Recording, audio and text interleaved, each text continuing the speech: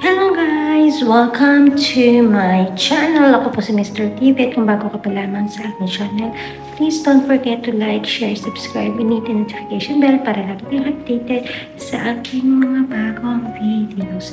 So, bago ang lahat guys, is mag-intro po muna tayo. Intro, paso. But if I lay down and I play dead and I stay dead, maybe you'll get sick of being the monster out of my head, under my bed, thinking something out of my nightmares, standing right there. But if I lay down and I play dead and I stay dead, then we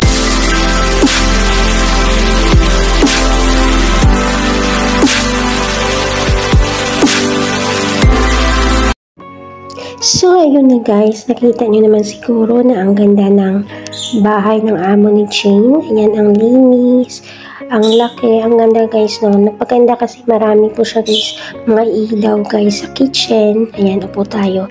Baka madatnan tayo guys, pero gumagawa lang ako ng paraan guys, so para maka-video ako. Ayan, ang hirap talaga guys mag-stay sa ibang bahay guys, kasi marami silang mga patakaran talaga guys, lalo na po yung boss ni Jane. Sobrang higpit talaga dyan. Ayan, si Jane, ayaw po magpakita, nahiya. Halika, bilis. Ayan, alam niyo guys, yung amo ni Jane, sobrang higpit po talaga guys. Kaya minsan, hindi ka basta-basta talaga guys, petiks talaga. Dapat ayusin mo yung trabaho mo para hindi ka mapagalitan. Kasi iba talaga yung amo niya. Nagagalit talaga siya pag hindi ka nagtatrabaho ng maayos. Kaya silang tiyaga lang tayo guys, kasi pag natapos yung bahay namin sa Jabria, makakalipat na rin kami. Yun, kasama ko yung amo ko. Pero habang ngayon muna is magtsatsaga muna tayo. Na-miss ko na rin guys mag-live, pero wala tayong magagawa kasi hindi biglaan ang nangyari.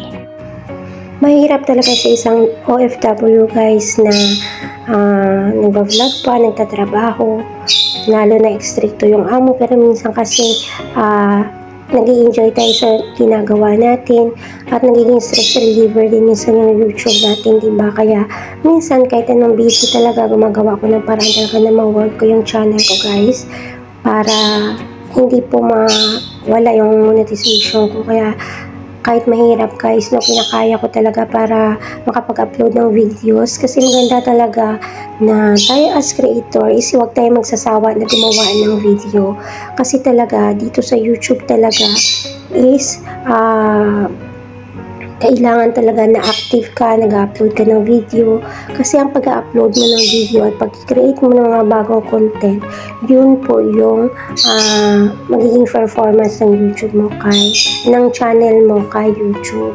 Kaya pagbutihin natin, kahit na busy tayo, hindi naman sa lahat ng panahon mahirap yung sitwasyon mo. Baka balang araw mapunta ka sa magandang sitwasyon, makapag-vlog ng maayos at makagawa ng magagandang content. Kung anong meron ka, dapat pagyamanin mo muna.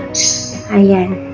Ayan si Jane, sinilip ko siya guys, kasi ang sipag ni Jane magtrabaho guys. Ayan, happy birthday Jane. Maraming salamat sa pag-aasikaso, pagtulong mo sa akin ng time na nandyan ako sa inyo. Ayan, sa totoo lang guys, replay na lang talaga to guys. Ayan, happy birthday Jane. Ayan, siya yung naging kaibigan ko na Pilipina na ang bait guys, ang sipag magtrabaho ni Jane talaga. Kaya lagi ka mag-iingat Jane, mag-aalmusal ka na sa umaga, kasi siya talaga sa umaga diretso na siya nagtatrabaho. Dapat tayo mga OFW, dapat bago tayo mag-start ng trabaho is mag-ano muna tayo, kumain muna tayo. Kasi maganda yung may laman yung tiyan mo bago ka magtatrabaho. Yan lang masasabi ko sa iyo Jane. Huwag mong pabayaan yung sarili mo at lagi mong iingatan yung sarili mo. Kasi alam mo Jane, mahirap na magkasakit tayo, kasi ang mga OFW, sila yung inaasahan ng pamilya nila. Pag magkasakit pa tayo, may mangyari sa atin, kawawa yung mga anak natin, pamilya natin na umaasa sa atin. Kaya shoutout sa lahat ng mga OFW na mga nasa amang sulok ng bansa. Mag-iingat kayo lagi. huwag papabayaan ang sarili kasi hindi tayo makakatulong sa family natin kung tayo na ang bumigay. Dapat tayo mga OFW, lagi tayong malakas, lagi tayong palaban, at huwag tayong matakot, lagi tayong magdadasal palagi kasi lahat ng mga bagay na imposible magiging posible once na lagi silang nagdadasal at nagtitiwala sa Diyos at hindi kanya papabayaan kasi ang buhay natin temporary lang dito sa mundo, pero ang pagmamahal ng Diyos ay forever hanggang sa next life natin. Basta tinanggap natin si Lord, talagang magkakaroon tayo ng eternal life talaga, no? Ang pagmamahal niya walang katapusan. Kaya huwag tayong matakot kasi mahal tayo ng Diyos. Yan, lagi natin ingatan mga sarili natin. Pagpuputihin natin yung mga ginagawa natin habang nandito tayo sa mundo. Huwag tayong gumawa ng masama, gumawa tayo ng mga buti, lalo na sa mga kasamahan natin na nagtatrabaho din as an OFW, na kailangan nating irespeto at mahalin din yung mga kasama natin, unawain, iwasan yung mga away-away sa loob ng work kasi lahat tayo, ang purpose natin para tulungan yung family natin.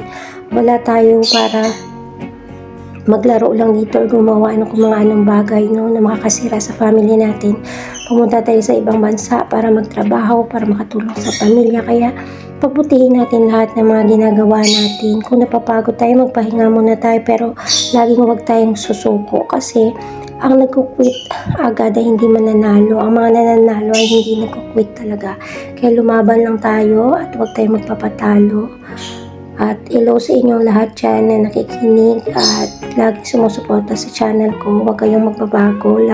Mahal ko kayo, guys. Ayan.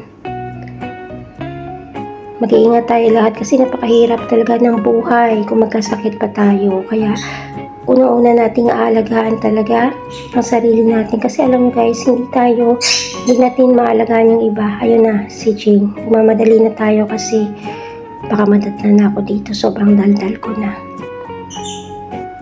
Kaya, thank you guys. Salamat sa lahat ng mga suporta nyo. Sana nag-enjoy kayo sa video ko guys. Ayan, malapit na matapos si Jane pero ako nagdadaldal lang ako dito. Nagpa-vlog. Ayan. Ano pa ba yung sinasabi mo?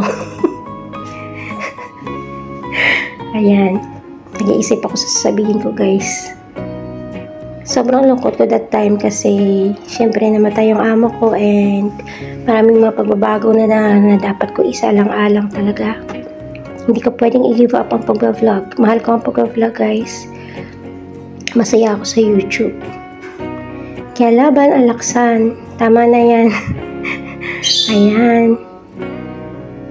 Enjoy lang tayo lagi guys. Hindi ko alam kung ano yung mga pinagsasabi ko dyan guys. Go lang tayo sa mga goals natin. Lagi tayo mag-iingat. At laging pagbubutihin lahat ng mga ginagawa natin sa buhay.